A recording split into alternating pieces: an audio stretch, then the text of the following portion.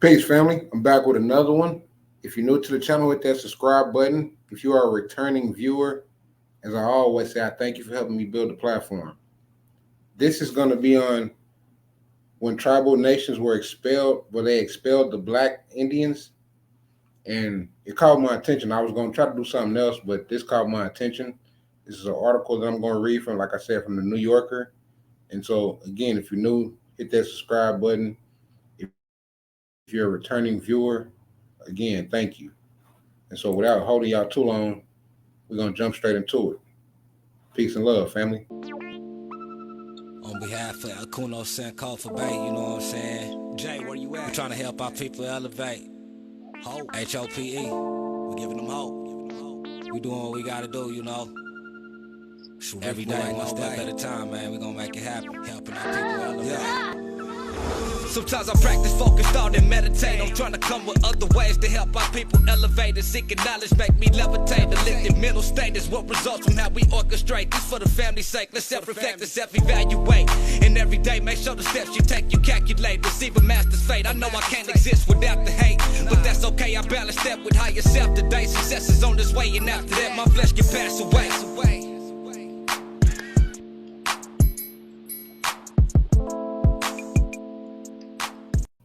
All right, so again, family, this is from the New Yorker. And instead of me reading it, I'm going to let the audio book read itself. And so this image right here is an image from the Oklahoma Historical Society. And this is an image of the actual Creeks, Muscogee people being expelled from their benefits, from their rights, and being labeled Black, Negroes, Colored, African Americans, etc. In 1979, an Oklahoma woman named Johnnie Mae Austin stopped getting mail from the Muscogee Nation. There were no more announcements of meetings, notices of elections, or news of monetary settlements. The problem wasn't postal. Austin's Muscogee citizenship had been erased by a new Muscogee Constitution in which citizenship was defined by blood, words that named a fraught crossroads in Native and African American histories. The Muscogee people, also referred to as Creeks, were among the tribes that once enslaved people of African descent and that were required, in the wake of the Civil War, to accept them as tribal citizens. A tribal enrollment census around the start of the 20th century split the Muscogee citizenry into groups that were separate but by no means equal. One roll, the by blood roster, listed people of Creek heritage, while a second, freedmen roll, named Black Creek citizens, the formerly enslaved and their descendants. Austin's ancestors appeared on the second roll. With the new Constitution, Muscogee citizenship was reserved for those on the first roll, or their lineal descendants. And so Austin, after 47 years of being Creek, found her tribal identity legally and politically erased. As the journalist Caleb Gale recounts in We Refuse to Forget, a true story of Black Creeks, American identity, and power, Riverhead, Austin had filled the walls of her home with pictures of Black Creek aunties and uncles, interspersed with the teaching licenses of family members who had once led Black Creek schools. Her people, she recalled, grew up on Creek land, sang Creek songs, picked up curse words and jokes in the Muscogee language, and felt that they were Creek to the bone. You'd hear similar stories from other people of African descent who had grown up among the so-called 5 civilized tribes: Muscogee, Cherokee, Choctaw, Chickasaw, and Seminole. Yet the Muscogee by blood decision was followed by similar restrictions issued by other tribes. Here were people whose ancestors had been enslaved by, married to, and emancipated from Native Americans. Many of them settled among Native communities and shared language, culture, and children across multiple generations. They had been accepted as members of those communities, even recognized as such by the federal government. How could their expulsion possibly be justified? The 19th century white Americans who designated the 5 tribes as civilized cited, in support of the honorific, the fact that the groups maintained long-standing trade relations, had an interest in education and Christianity, adopted formal constitutions, and enslaved African people.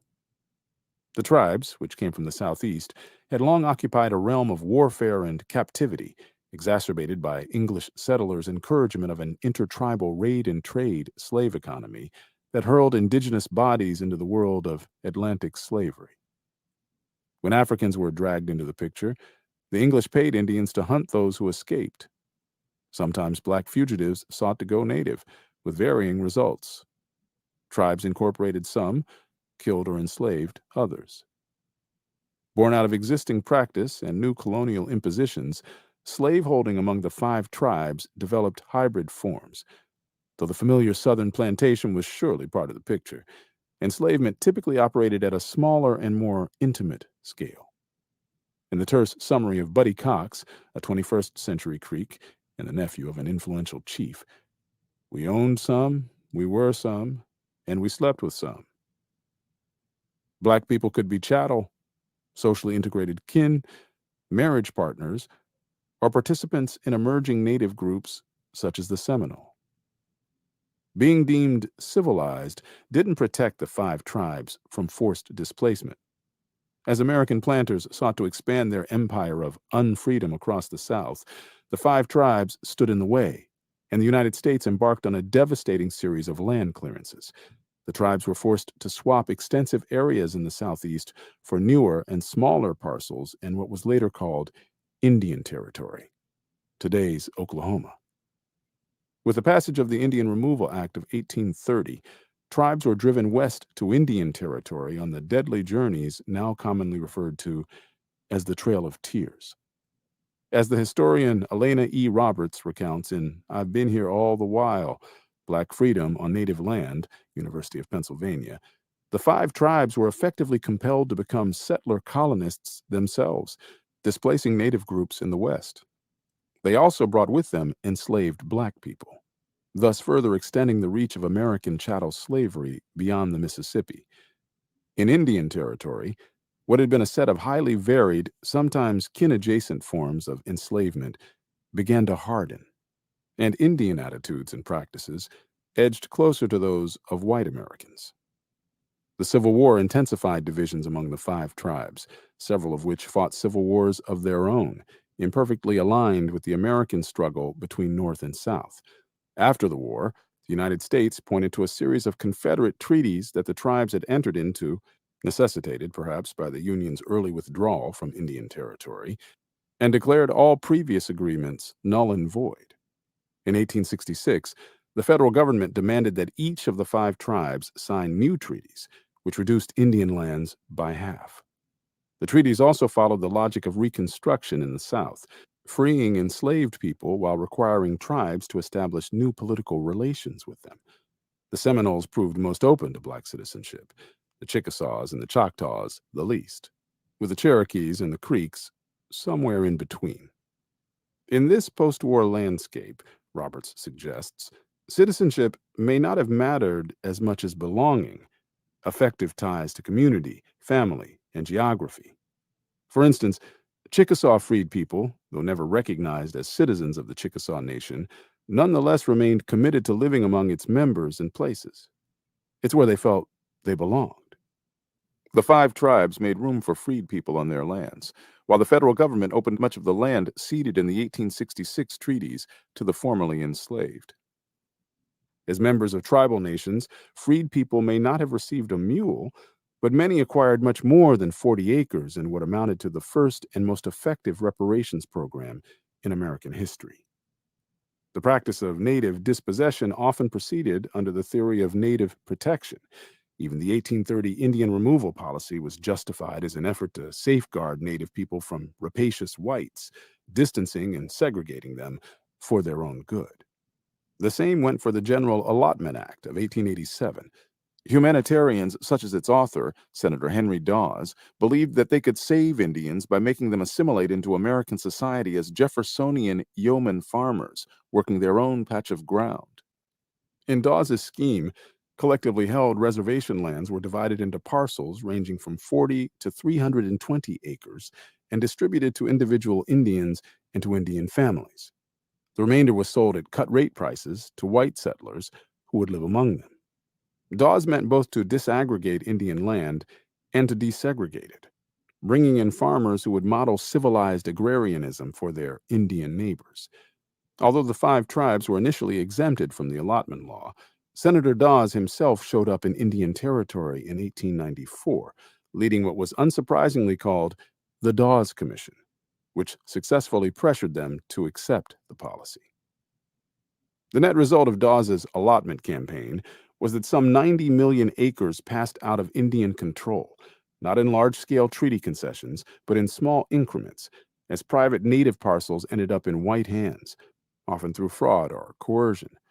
It's no coincidence that the campaign arrived during the era of boarding schools, in which Indian children were forcibly removed to be educated away from their cultural roots, or that it overlapped with the civilization regulations imposed on Indian peoples between 1883 and 1934, which criminalized everything distinctively native, including dancing, ceremonies, and long hair, and punished infractions with starvation and imprisonment.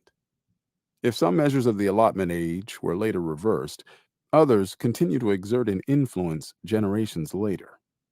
Among them were the separate membership rolls that the Dawes Commission produced, and that, 8 decades on, stripped Johnnie Mae Austin of her Creek citizenship.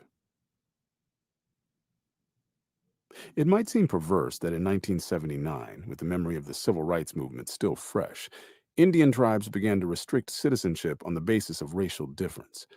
But in 1983, the Choctaw Nation joined the Muscogee in excluding the descendants of freed people. And in 2000, the Oklahoma Seminoles imposed racially restrictive rules as well. The Cherokee Nation followed suit in 2007. The Chickasaws had never recognized freed people as members at all. The exclusions cast a harsh light on anti-black racism among the 5 tribes, whose members seemed all too ready to formalize racial distinctions in tribal policies, constitutions, and legal decisions. These striking inequities shape Gale's account of the Black Creeks, where Roberts draws upon a complicated personal heritage, including Chickasaws, Choctaws, freed people, African Americans, and whites, to explore a post-Civil War Reconstruction situated in Indian Territory rather than in the South. Gale, drawing on his experience of growing up Black in Oklahoma, offers an account that celebrates African American success. We Refuse to Forget narrates a family history, sketching a series of individual stories that will lead to Johnnie Mae Austin. Genealogical histories thrive on founding figures. In Gale's story, that founder is Cal Tom, a Black cattle drover and a translator for Creeks who refused to speak English. During the Civil War, as the leader of a group of Black Creek refugees, Cal Tom stepped out of the translator role and into tribal leadership, negotiating with Union Army officers and later traveling to Washington, D.C. to advocate for the rights of Creek freed people. Steadily establishing himself as a prosperous farmer, rancher, and mill owner, Cal Tom left behind the kind of accumulated wealth seldom seen among Black families of the 19th century. Nor was he alone in his eminence. His relative, Legos Perryman, a large landowner, served as a district judge and as a member of the Creek House of Warriors and the National Council. From 1887 until 1895, he was the principal chief, taking up the burden of negotiations with the federal government. Cal Tom's grandson, Jake Simmons, prospered as a rancher, and his son, Jake Simmons Jr., used his 160-acre allotment to establish himself as an oil man and a land broker, leveraging the benefits of his Creek identity, in Gale's words. Working with Frank Phillips, the founder of what is today ConocoPhillips, and other businessmen, he crafted deals for oil leases, made land acquisitions across the region, and represented American oil interests in Ghana, Nigeria, and Liberia. Jake Jr. also became a major Black voice in Oklahoma race politics, chairing the state's NAACP, sponsoring legal challenges to segregation, and eventually suing the local Board of Education. Because Austin was the granddaughter of Jake Simmons Sr., Gale can neatly trace a line back to Cal Tom. At the other end of this 2-century-long genealogical chain is Austin's grandson, Demario Solomon Simmons, an attorney who represented Black Creeks, Austin among them, seeking to restore tribal citizenship. But how to reconcile citizenship claims with tribal sovereignty claims? A constitutive element of being a sovereign nation, after all, is having control over citizenship criteria. And, as tribal nations have developed economic resources and political standing in the course of the past several decades, wannabe Indians have appeared on their borders.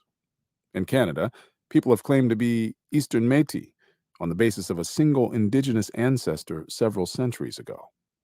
In the U.S., an African American tribe, calling itself the Washita, has invented fantastic genealogies issuing from the lost continent of Mu. Bogus Cherokee tribes have proliferated, asking for state and federal recognition. Meanwhile, individual ethnic imposters seek tribal citizenship by means of vague assertions of ancestry. Others brandish results from DNA tests. Tribes have responded with restrictions and occasional purges of membership rolls. Gale and Roberts capture the tumultuous sound of two one-drop rules clashing. Indians have reason to exclude Americans, both white and black, who amplify a drop of Indian blood to claim indigenous authenticity and perhaps tribal benefits. But then there's the troubling one drop of black blood logic of the Dawes Rolls, which defined both black freed people and mixed blood black Creeks as unequivocally black, but allowed mixed Creeks who had white ancestry to remain among the full bloods. And Creeks have clearly played on the difference, wielding the word Estalusti, black man, to speculate about who among them did or did not have a drop or two. The result is akin to an optical illusion. Look at the situation one way, and you see Native people affirming the significance of their ancestry. Look at it another way, and you see anti-black racism. There are further complications. Any remedy imposed by the federal government would represent a frontal attack on tribal sovereignty. The recent Supreme Court decision in McGirt v. Oklahoma, which upheld the Muscogee Nation's criminal jurisdiction over the tribe's official territory, rests on the same 1866 treaties that insisted tribal nations accept as citizens the black people they had enslaved. There's nothing new in the clash between civil rights and tribal rights, but the questions it raises have gained urgency during the past generation. Can sovereignty ever justify race-based exclusion? Have tribes themselves failed to meet their treaty obligations? Does the United States, with its own sketchy record, have the moral authority to pass judgment on tribal decisions? Gale's response to these challenging questions amounts to a series of oft-asserted maxims. One can be both fully black and fully Creek. White supremacy is the causal force that drives the histories he presents. Telling Black Creek stories today can help us see the American racial landscape differently. And so Austin's family story appears in the heroic mode we've come to associate with school lessons focused on Martin Luther King Jr. and Rosa Parks. It's a celebratory case for Black Creeks, alert to the practical benefits of Muscogee citizenship and the Oklahoma opportunities for Black migrants from the South. Indian Territory provided a range of Black people what the United States could not. A secure place for a new American dream. Absent from the celebration, though, are non-Black Muscogee people, with their own tangle of beliefs and ambitions. The few who appear in Gale's book stand on the wrong side of racism. Cat Yargi, the purported owner of Cal Tom, Alexander Posey, an acclaimed Muscogee writer whom Gale cites for a vicious racial slur aimed at Legis Perryman, and Claude Cox, the tribal leader who pushed through the 1979 Constitution. Despite Gale's insistence that one can be at once fully Black and fully Creek, his account roots itself in Blackness. Its subjects are Black people who happen to be Creek, rather than Creek people who happen to be Black. In Gale's account, anti-Black racism among the Muskogees originates in white supremacy and in mindless Indian capitulation to its edicts. Whether or not he tried, Gale writes, Cox couldn't avoid the allure of white supremacy to determine citizenship in the Creek Nation. The fact that Alexander Posey aimed to stain Legis Perryman's reputation by maligning his Blackness only demonstrates that white supremacy holds unfettered sway in America. Just get past that white supremacy, Gale suggests hopefully, and everything will be well. It all sounds like a progressive move toward an anti-racist alliance, yet white supremacy offers up multiple forms of negation, targeting Blacks, Jews, Natives, immigrants. that can be pitched against one another. And Native arguments and attitudes can't be reduced to a photocopy of an overlord's ideology. Parse the stories carefully, and one can see conditions conducive not only to cultural crossings, but also to anti-Black sentiments among Native peoples and anti-Native sentiments among Black people. An 1832 census counted about 23,000 Creeks and, living among them, 900 enslaved people of African descent. By 1890, thanks to war, land loss, strife, and disease, the Creek population had been halved, while the population of Black people in Muscogee Territory had more than quadrupled.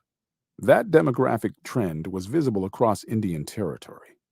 As Roberts points out, between 1890 and 1907, the Black population there soared to more than 80,000, exceeding the Indian population by 20,000. The white population, unsurprisingly, boomed to more than 500,000. The pressing issue was land. In the post-Civil War years, Black freedom advocates such as Edward P. McCabe proposed flooding Indian Territory with Black towns, establishing the demographic foothold for a future Black majority state. As the chronicler A.G. Stacy wrote at the time, "There is a secret political society in existence, which is based upon the principles of Negro advancement, mentally and morally, and the future control of Oklahoma whenever it shall become a state." The creators of such plans were blind to the concerns of Indians and did not hesitate to align Black and white settlers against them. Frederick Douglass assured a crowd in 1869, "The Negro is more like the white man than the Indian in his tastes and tendencies and disposition to accept civilization. Where the Indian rejects our civilization," he went on, "it is not so with the Negro. He loves you and remains with you under all circumstances, in slavery and in freedom."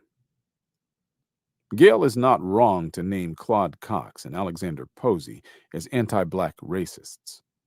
The more interesting question, however, is how their racism was shaped by concerns for their people, their polities, and their dwindling land. At the Sequoia Constitutional Convention of 1905, several tribes sought to establish an Indian state from Indian Territory, bringing a petition to Congress that was swiftly rejected. The secretary to that convention was Posey, a complicated, sometimes contradictory thinker who was devoted to the politics and the aspirations of his tribe. To see his racism clearly is to see a desperate collision between the ambitions of Black and Native peoples. Indian Territory Reconstruction, as Roberts suggests, could not be anything other than ironic. Seeking to advance Black freedom, progressive white people forced the issue on Indian nations in ways that they did not dare to do within the United States. In a place where the limited resources of land and political power were contested, the consequences proved instructive. On the one hand, the twin entities of Oklahoma and Indian Territory did in fact emerge as sites of racial tolerance and experimentation. On the other, the varied aims of Black and Native peoples, and those who were both, ran up against those of white settlers who refused to accept even a whiff of racial egalitarianism. Neither Indians nor African Americans had reason to welcome the coming of Oklahoma statehood, which could not fulfill the dreams of citizenship or even basic equality for either. White settlers, in short order, imposed a Jim Crow racial order on Black Oklahoma, even as Indians began to double down on the by-blood distinctions visible in the Dawes Commission's rolls. Johnnie Mae Austin died in 2019, the year a suit filed by the Muscogee Creek Indian Freedmen Band was dismissed in federal district court. The family legacy now reposes with Demario Solomon Simmons, the attorney whose coming to consciousness, from African American to Black Creek, poses hard questions about citizenship and belonging. He was once simply Demario Solomon, a Black football player, until he heard from a member of the Simmons family and began what Gale calls a journey to understanding himself. That journey has almost inevitably led him to a mission aimed at justice under American law. When it comes to belonging, two cultural problems intertwine.